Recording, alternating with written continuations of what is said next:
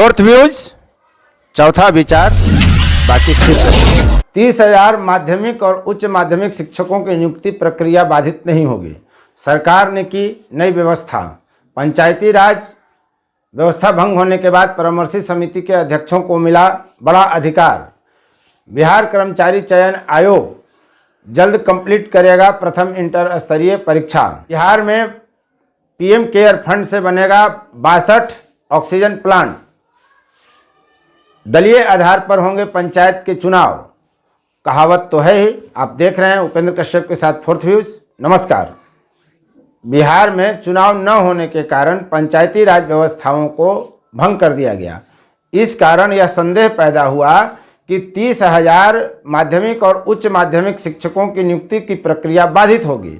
लेकिन बिहार सरकार ने एक नई अधिसूचना जारी कर पंचायती राज संस्थाओं के संचालन के लिए बनी परामर्शी समितियों के अध्यक्ष को ही शिक्षक नियुक्ति वाली समितियों का अध्यक्ष बना दिया है। इस कारण अब शिक्षकों की बहाली प्रक्रिया बाधित नहीं होगी। यह नई व्यवस्था तत्काल लागू कर दी गई है।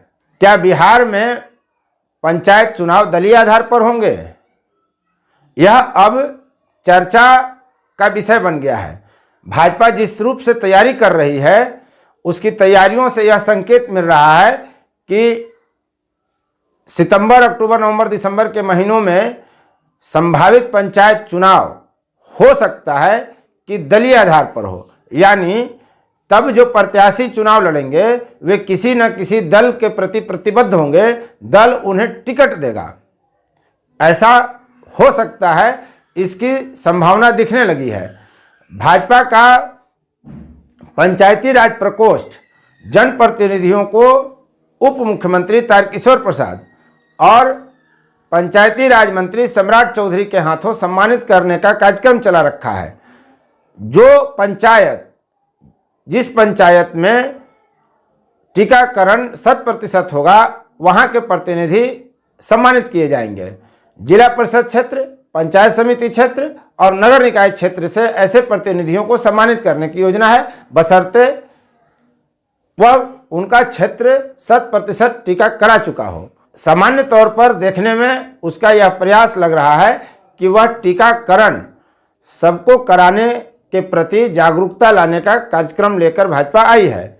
लेकिन इसका छुपा एजेंडा यह भी हो सकता है कि यह उसके जरिए पंचायती राज प्रतिनिधियों को साधने का प्रयास कर रही है। चूंकि विधान परिषद का चुनाव में भी उसे इसके लाभ लेने की कवायद के रूप में देखी जा रही है।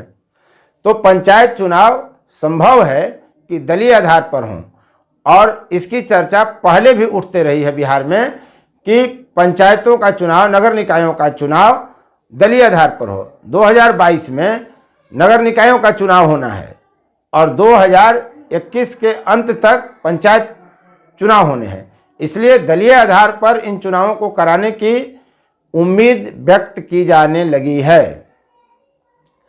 इसकी कवायद गांवों में भी दिख रही है कि जो निर्वाचित जनप्रतिनिधि हैं वे किसी न किसी दल से जुड़े हुए हैं या जुड़ रहे हैं। यह और बात है कि उसे छुपा रहे हैं। बिहार कर्मचारी चयन आयोग BSSC जल्द ही प्रथम इंटर स्तरीय परीक्षा को फाइनल करने की स्थिति में है। उसने टाइपिंग टेस्ट लेने की तैयारी शुरू कर दी है। अभ्यर्थियों को टाइपिंग की रूपरेखा की जानकारी दे दी गई है। जो जानकारी निकल कर आ रही है उसके अनुसार हिंदी टाइपिंग के अभ्यर्थियों को 30 शब्द प्रति मिनट 10 मिनट में 300 शब्द टाइप करने हैं, जबकि अंग्रेजी में 35 शब्द प्रति मिनट 10 मिनट में 350 शब्द टाइप करने हैं। बिहार में प्रधानमंत्री केयर फंड से 62 ऑक्सीजन प्लांट लगाए जाने की स्वीकृति केंद्र सरकार ने दी है। यह जानकारी केंद्रीय स्वास्थ्य राज्य मंत्री अश्विनी चौबे ने दी है। बताया गया कि देश में इस फंड से कुल 215 प्लांट लगाए जाने हैं। इसमें 62 बिहार के विभिन्न जिलों में लगाए जाएंगे। मालूम हो कि दूसरे चरण में देश में ऑक्सीजन का संकट था और तब संकट में देश आ गया था। वैश्विक मदद के बाद देश ऑक्सीजन समस्या से उबर सका। अब ऑक्सीजन प्लांट लगाने की तैयारी शुरू हुई है। आप देख रहे हैं फोर्थ व्यूज। आज की कहावत है, आधा आप घर आधा सब घर। यह कहावत स्वार्थियों के लिए कहा गया है, स्वार्थी तत्वों के लिए कहे गए। इस कहावत का अर्थ है कि आधा तो स्वयं रख लिया और आधे में गांव के सभी घरों को बांट रहा है। आप देख रहे थे फोर्थ व्यूज। उम्मीद है आपको यह वीडियो पसंद आया होगा, तो सब्सक्राइब करें, नोटिफिकेशन की घंटी दबाएं। धन्यवाद। फोर्थ व्यूज, चौथा विचार।